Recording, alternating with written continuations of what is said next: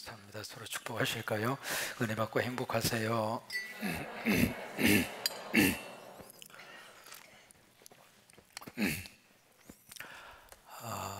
오늘 국경일 잘 쉬셨죠?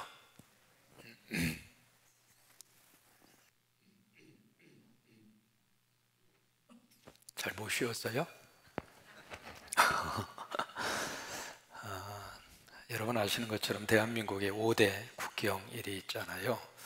근데 오늘 개천절이라고 하는 이 국경일은 사실은 내용은 없고 형식만 남아있는 국경일입니다. 예를 들면 이제 3.1절이라든지 그 다음에 최헌절이라든지 광복절이라든지 그 다음에 10월 9일 한 번 더 쉬잖아요. 그날이 무슨 날이죠? 한글날. 이게요, 4개의 국경일은 다 내용이 충실하게 있습니다. 우리 3.1절 하면 뭐예요? 우리 다 기억하고 있잖아요. 역사적 사실이 있잖아요. 7월 17일 최헌절, 뭐가 기억이 나요? 헌법에 제정한 역사적인 사실이잖아요. 그 다음에 8.15 광복절, 이거 역사적 사실입니까? 꾸며낸 이야기입니까? 이거 물어보라만 하잖아요. 그 다음에 한글날, 한글이 제정이 된 역사적 사실이 있잖아요. 그런데 오늘 그 개천절만은 어떤 역사적인 사실에 근거를 두고 있지 않는, 말 그대로 내용은 다 빠지고 형식만 남아있는 그런 국경일이 사실은 오늘입니다. 그래서 이제 우리나라가 BC 2333년 10월 3일, 이제 그때 우리나라가 시작이 됐다. 그때 이제 말 그대로 개천, 하늘이 확 열린 날이다. 이제 그렇게 이야기를 하잖아요. 그래서 BC 2333년, 지금으로부터 여러분 단기로 지금 계산을 하면 4351년입니다. 금년이. 근데 우리 지금 단기 계산합니까? 잘 기억하는 사람 없잖아요. 근데 이제 그때로부터 우리나라의 역사가 시작이 됐다. 그때 이제 하늘문이 쫙 열려서 단군이 바로 이 땅에 내려와서 고조선을 세우게 됐다. 이제 그런 과정 속에서 우리 환인이라고 하는 이름도 나오고, 환웅이라고 하는 이름도 나오고, 곰도 나오고, 그리고 호랑이도 나오고, 그 다음에 조금 더 지식 있는 사람은 쑥도 나오고, 마늘도 나오고, 그렇게 해서 이제 거기서 단군 왕검이 탄생이 됐고, 그 단군 왕검이 바로 고조선을 설립을 했다. 여러분, 이것이 역사적 사실일까요? 아닐까요? 여러분, 이게요, 어떤 역사적 근거를 두고 있는 사실이 아닙니다. 저도 조금 공부를 한 사람이라면, 아니 공부한 거 둘째치고요, 어떤 역사적인 관점의 안목을 가지고 있는 사람이라면 그것이 하나의 분명하게 검증된 역사적 사실이다. 그렇게 인정하는 사람은 한 사람도 없어요. 근데 이게 어디서 이제 문제가 생기느냐면, 국민학교 학생들은, 초등학교 학생들은 그런 역사적 사실로 받아들입니다. 왜 그럴까? 학교에 들어가면 역사 시간에 그렇게 가르칩니다. 뭐라고 이제 가르치느냐면요, 바로 이 나라에 한 아버님이 계셨다. 한 아버님이라고 하는 것은 큰 아버님을 말합니다. 그 한 아버님, 큰 아버님이 누구냐면 단군이다. 그렇게 가르칩니다. 이제 그렇게 가르치니까 우리 아이들은요, 마치 우리나라의 시조가 단군이고, 그 단군을 통해서 BC 2333년 10월 3일 날 바로 이 나라의 국가가 창설이 됐다. 이제 그렇게 아이들이 지금 배워서 알고 있는 거예요. 그러면서 이제 학교마다 뭐가 세워지느냐면 단군상이 세워집니다. 여러분, 단군이라고 하는 인물은 실제적인 역사적 인물이 아니에요. 근데 그 단군상을 세워놓고 거기서 바로 우리나라의 시조다, 우리나라를 건국한 아버지다. 이제 그런 식으로 이제 가르치다가 보니까 아이들이 거기에서 묘한, 그러다가 교회에 딱 오면 바로 우리를 창조하신 분이 누구예요? 이렇게 배운단 말이죠. 그러니까 이 둘 사이에서 아이들이 갈등을 가져오는 경우들이 있습니다. 오늘 개천절이라고 하는 이 국경일을 맞이하면서 다시 한번 앞으로, 모르겠습니다, 이것을 어떻게 정부가 해결을 할지는 모르겠습니다만은, 이 국경일 가운데 오늘 개천절이라고 하는 국경일은 신앙인의 입장으로서 한번 깊이 다시 한번 점검해야 할 그런 하나의 의미를 가지고 있는, 물론 이제 놀아서 좋죠. 빨간 날이니까 놀아서 좋긴 합니다만은 그렇다고 좋다고 다 좋은 게 아니잖아요. 한 번 정도는 깊이 생각을 해야 할 그런 국경일이 바로 오늘 지나갔습니다만은 바로 개천절이라고 하는 절기입니다. 여러분, 도저히 하나님이 계셔야 될 자리에 다른 것이 들어가서 딱 앉아 있는 것을 성경에서는 뭐라고 이야기하는가? 우상이라고 그래요. 하나님이 계셔야 될 그 자리에 그 어떤 존재라 하더라도 그 자리에 떡 버티고 서 있으면은 그것이 사람이든지 물질이든지 무슨 형상이든지 어느 존재든지, 보이는 형상이든 보이지 않던 형상이든 그 자리에 딱 버티고 서 있는 것을 성경에서는 뭐라고 이야기하는가? 우상이라 그래요. 그래서 출애굽기 32장에 바로 금송아지 우상, 그것을 만들잖아요. 그래서 금송아지 우상을 딱 만들어 놓고 하나님이 그 모습 때문에 말 그대로 하나님이 화가 나셔. 여러분, 성경에 하나님을 인간화해서 인간이 가지고 있는 감정을 그대로 성경이 노출하고 있습니다. 그래서 그것을 보시면서 하나님이 화가 나서 하나님이 보이신 반응이 33장 3절입니다. 출애굽기 33장 3절, 거기에 보시면 하나님이 그 반응을 보였어요. 뭐라고 반응을 보이셨냐면 같이 한번 보실까요? 너희를 젖과 꿀이 흐르는 땅에 이르게 하려니와 나는 너희와 함께 올라가지.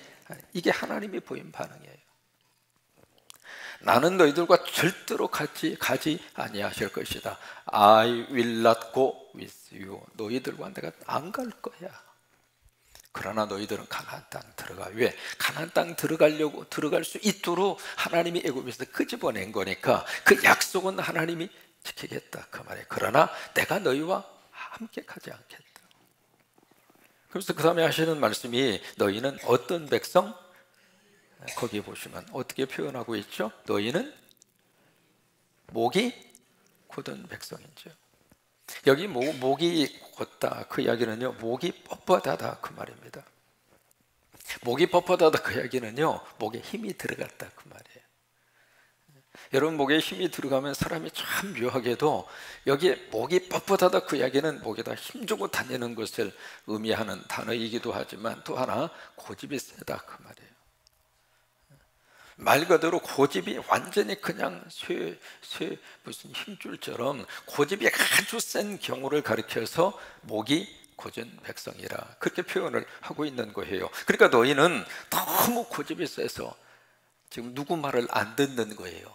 하나님 말씀 안 듣는 거예요. 여러분, 하나님 말씀이 내 귀에 들리는 것이 복이고 하나님의 말씀이 내 속에 아멘으로 응답되는 것이 복이고, 이거는요 같은 한국말이기 때문에 들리고 안 들리고 그런 차원이 아닙니다. 오늘 우리 콩고에서 오신 세 분 의료팀들이 함께 예배에 참여하고 있는데 다음 주쯤에 한번 우리 찬양할 수 있도록 그렇게 기회를 드리려고 그래요. 크로안스, 닥터 크로안스라고 하는 여자 의사분이 처음 금요 집회에 왔을 때 바로 제 뒤에 앉아 있었거든요. 막 우세요.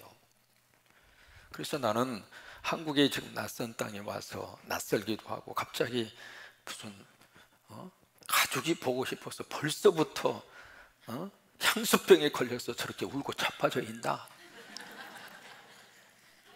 그래서 사실은 뭐 애인이 있는 것도 아니고 뭐 자식이 있는 것도 아닌데 싱글인데 그러니까 그 전날 도착하고 그 다음 날이잖아요. 그래서 뭐 이렇게 처량하게 이렇게 울고 있나 그런 생각이 들었어요. 왜냐하면 앞으로 한 3개월 동안 같이 우리가 섬겨야 되고 같이 잘 하고 가셔야 우리도 행복하잖아요. 그런데 오자마자 그냥 막 울고 있으니까 겁이 나기도 하고 벌써부터 향수병에 걸리면 이거 큰일 났는데 그 생각이 들기도 하고, 그래서 왜 저렇게 울고 자빠져 있나 그 생각을 하고 이제 나중에 물어보니까 세상에, 근데 본인의 입을 통해서 직접 한번 들어보셔요. 뭐냐면 딱 앉는 순간 성령님이 우리 닥터 크로안스를 만져주신 거예요. 그래서 예수님이 오셔서 자기의 어깨를 다 이렇게 하시면서 그러면서 이제 그런 경험을 여기 한국에 와서 처음으로 하신 거예요. 그래서 자기도 모르게 눈물이 그냥 펑펑 쏟. 그 자리가 바로 그 자리죠.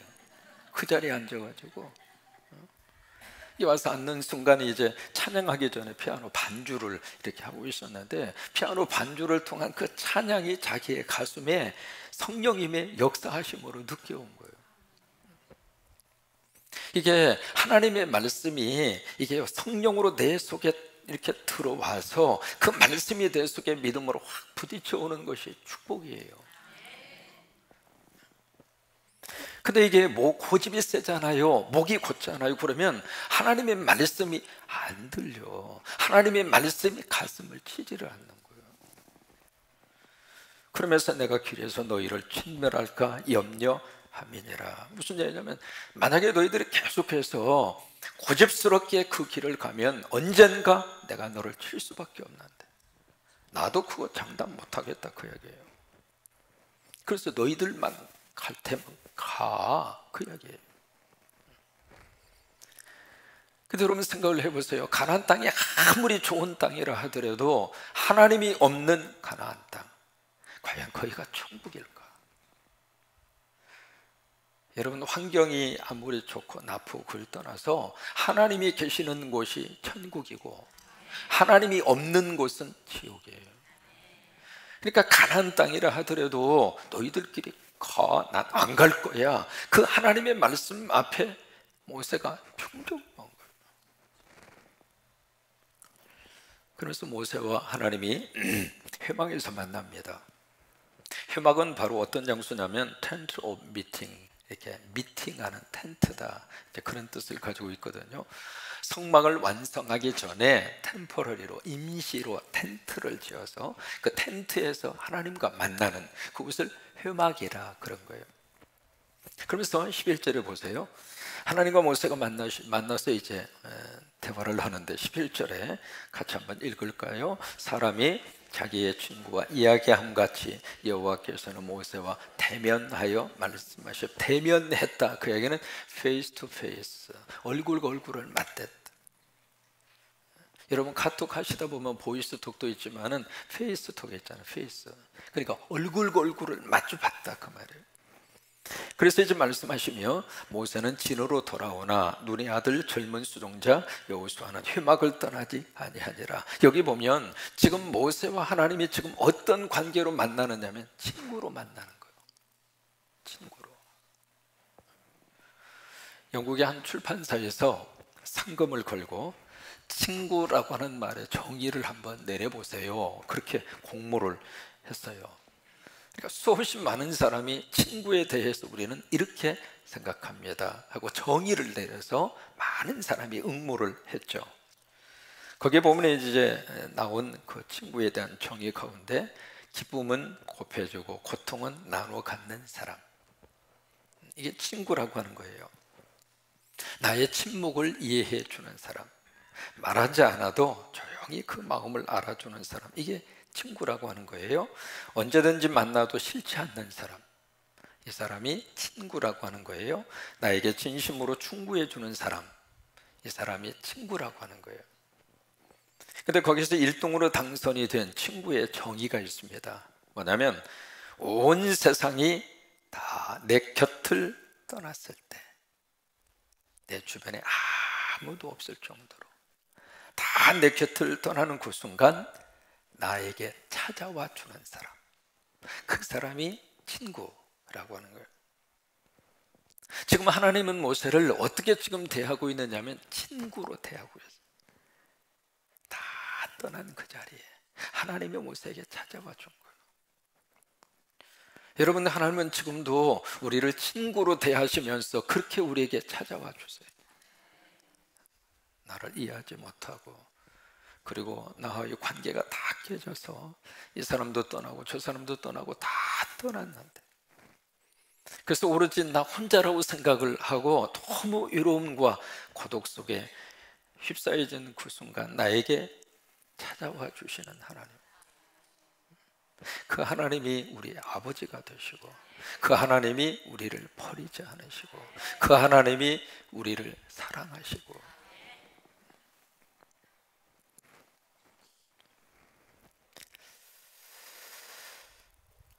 그러면서 모세가 하나님에게 막 간청을 합니다. 뭐라고 간청하느냐면, 하나님이 없는 가나안 우리에게는 의미가 없습니다. 참 이것이 모세의 신앙입니다. 가나안 가고 싶습니다. 왜요? 그 가나안 때문에 여기까지 왔습니다. 그러나 가나안이 아무리 좋아도 하나님이 없는 가나안 땅, 우리에게는 의미가 없습니다. 이게 신앙의 자존심의 선언입니다. 일반적으로 눈에 보이는 젖과 꿀이 흐르는 가나안 땅, 누구나 다 가지고 싶고 그것을 소유하고 싶고 그쪽으로 가고 싶은 게 사람의 마음이잖아요. 그런데 모세는 하나님, 그보다도 나에게 있어서는 하나님이 먼저입니다. 하나님이 먼저입니다. 그러니까 하나님이 없는 우리 가정 무슨 의미가 있겠습니까? 하나님이 없는 우리 자녀, 그 자녀가 공부 잘한들 그 공부 잘한 것의 마지막 결과를 누가 책임질 수 있습니까? 그런 이야기입니다. 하나님이 없는 직장, 그 직장, 하나님이 없는 내 삶의 자리, 하나님, 우리 그거 원하지 않습니다. 힘들어도 하나님이 우리에게 필요합니다. 그러니까 14절에 하나님이 허락을 합니다. 14절에 허락을 하시면서 그렇게 말씀을 하세요. 14절에 보시면 여호와께서 이러시되 내가 어떻게 하리라. 기가 막힌 하나님의 응답이에요. 너희들이 가, 안 갈 거야. 그러니까 모세, 하나님 없이는 우리도 안 갈 거예요. 그 장소 아무리 좋다 하더라도 하나님이 없는 거기는 아무 의미가 없어요. 그러니까 하나님, 그래 알았어, 내가 친히 갈게, 내가 같이 가줄게. 여러분, 하나님은요, 우리가 간절히 기도하면 하나님이 거기에 귀를 기울이세요. 그리고 그 기도에 응답을 하세요. 내가 친히 가줄게. 그러면서 하시는 말씀, 그 다음에 내가 너를 쉬게 하리라. 이게 무슨 말씀이냐면, 그래 모세 참 고생 많았지, 그 이야기예요. 지금 이 민족을 여기까지 지금 인도하느라고 얼마나 많은 무거운 짐을 짊어지고 얼마나 수고했어, 했었어. 정말 수고했어. 이제 내가 너와 함께 갈게. 그러니 너는 이제 안식과 쉼을 얻어, 그 말이에요. 이게 하나님이 우리에게 주시는 너무 귀한 언약의 약속입니다. 나 혼자 짊어졌는데, 나 혼자 그걸 감당했다고 생각을 했는데 하나님이 수고했어, 거기까지 온 것만 해도 했었어. 이제 내가 너와 함께 해줄게. 나하고 같이 가. 이것이 너에게는 쉼이 될 것이고 너에게는 안식이 될 거야. 그 이야기예요. 그러니까 걱정과 염려에 대한 하나님의 해결의 방법은 하나님이 나와 함께 해주시는 거예요. 그것을 해결할 수 있는 너무 귀한 하나님의 방법이에요. 그래서 19절 말씀에 하나님이 약속을 딱 해주시는 말씀이 19절이거든요. 거기 보시면 여호와께서 이러시되, 여러분 성경 읽으시다가 여호와께서 이러시되, 이 말씀이 나오면은 사실은 그냥 읽어야 할 부분이 아닙니다. 다시 벌떡 일어나서 다시 경건한 모습으로 드려야 될 말씀이에요. 그러니까 19절 말씀도 The Lord said, 하나님이 말씀하시되, 그 이야기예요. 이 부분은 아주 강조해서 읽어야 되는 그런 부분이거든요. 여호와께서 이르시되 내가 내 모든 선한 것을 내 앞으로 지나가게 하고 여호와의 이름을 내 앞에 선포하리라. 그러면서 하시는 말씀이, 그 부분은 같이 한번 읽어요. 나는 시작, 다시 한번 크게 시작.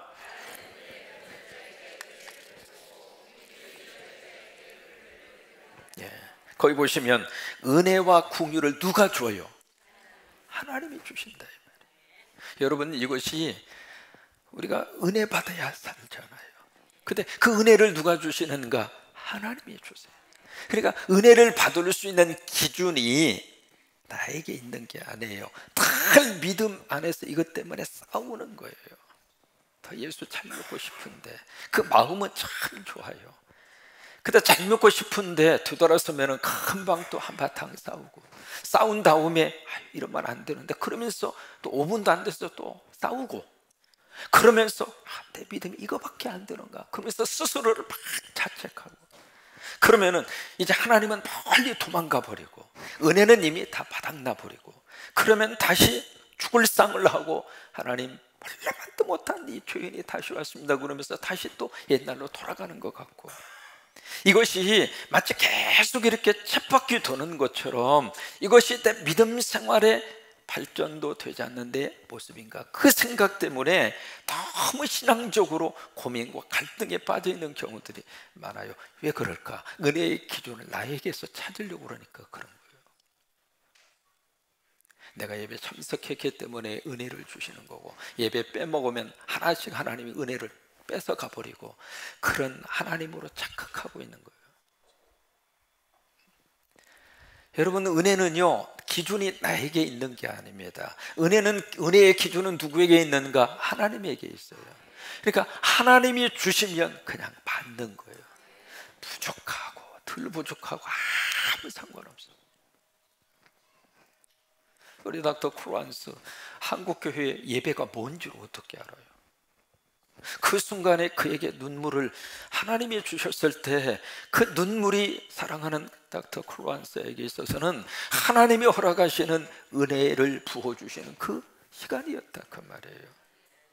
그러니까 은혜를 주시는 그 기준은 철저하게 하나님에게 있는 거예요. 하나님이 주시려고 하면 다 부어주시는 거예요. 나에게 자꾸 기준을 맞추지 말고, 내가 이만큼 열심히 하니까 이만큼 주시고, 열심히 안 하면 뺏어가 버리고, 조금 이렇게 헌금하면 하나님이 물질 주시고, 헌금 안 하면 있는 것도 다 뺏어가 버리고, 그런 이상한 하나님으로 머릿속에 집어넣지 마시라고요. 그렇다고 아이 목사님 이제 또 헌금 안 해도 괜찮아요. 또 그렇게 말씀을 또 그렇게 가면 쫓겨 수상한 거고요. 이 은혜를 주시는 분은 누구냐면 철저하게 하나님이세요. 하나님.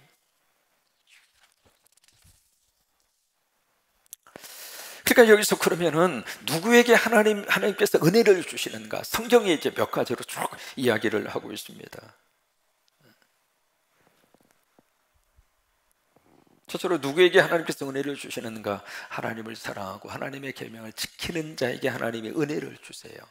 출애굽기 20장 6절이죠. 나를 사랑하고 내 계명을 지키는 자에게는 천대까지 은혜를 베푸느니라.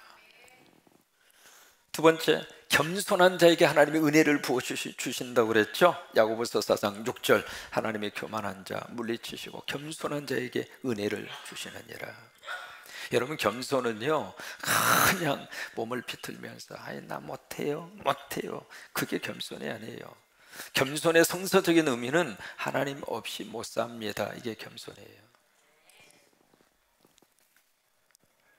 세 번째로 누구에게 하나님은 은혜를 베풀어 주시는가? 기도하는 자에게. 히브리서 4장 16절이죠. 우리가 긍휼하심을 받고 때를 따라 돕는 은혜를 얻기 위하여, 따라서 말하세요. 은혜의 보좌 앞에 담대히 나아갈 것이니라. 은혜의 보좌가 어느 자리일까? 예배의 자리가 은혜의 보좌입니다.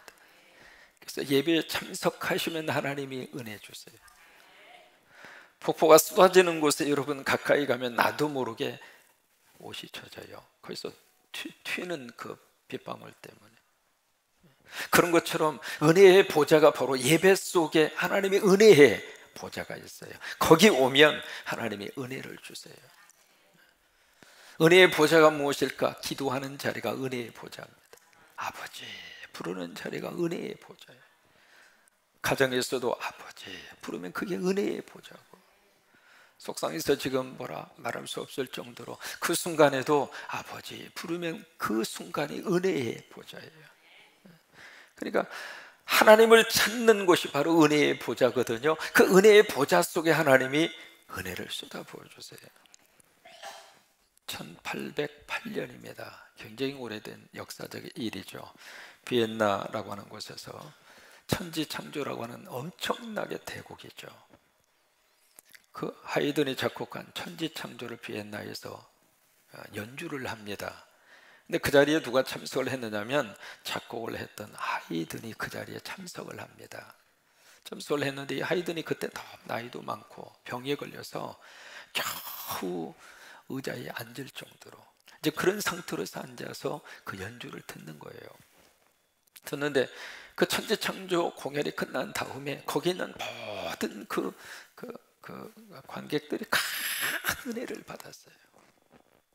이게요, 영과 영이 통하면 거기에 하나님의 거룩한 역사의 영이 온 사람들의 영혼 속에 같이 쫙 퍼지는 거예요.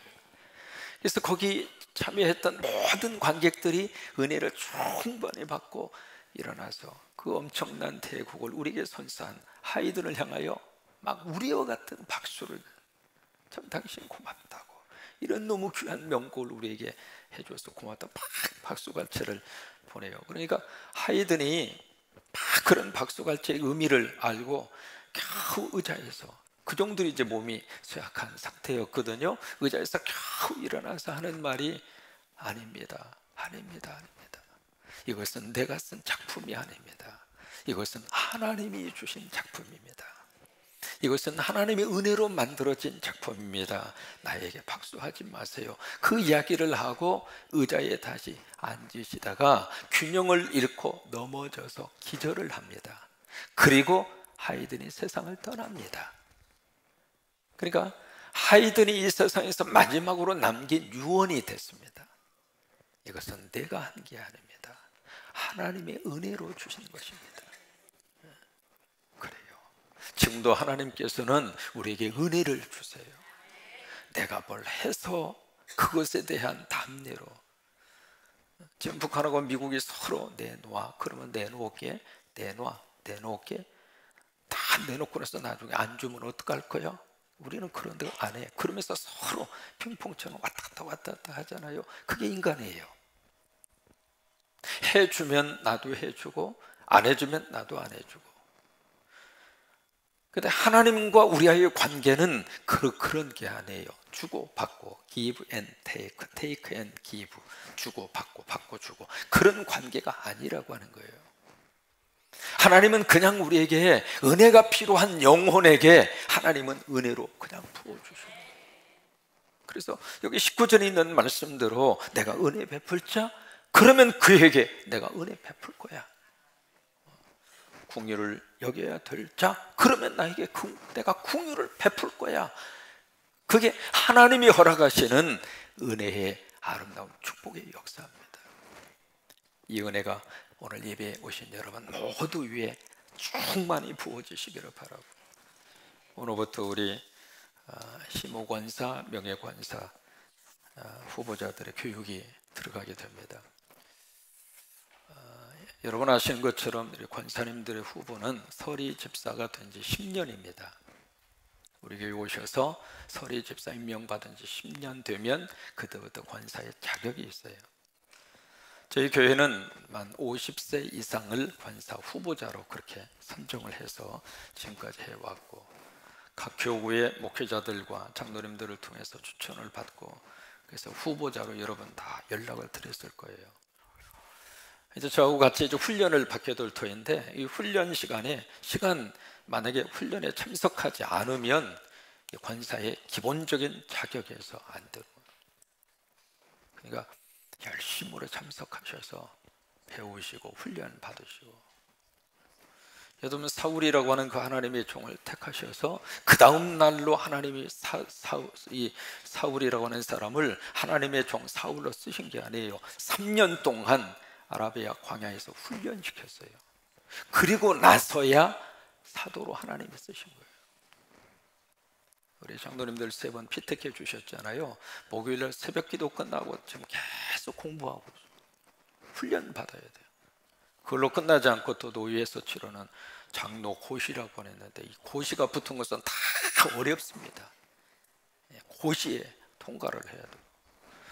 뭐든지 훈련의 과정을 참여하지 않으면 기본적인 권사로서의 임직받을 자세가 안 돼 있는 거예요.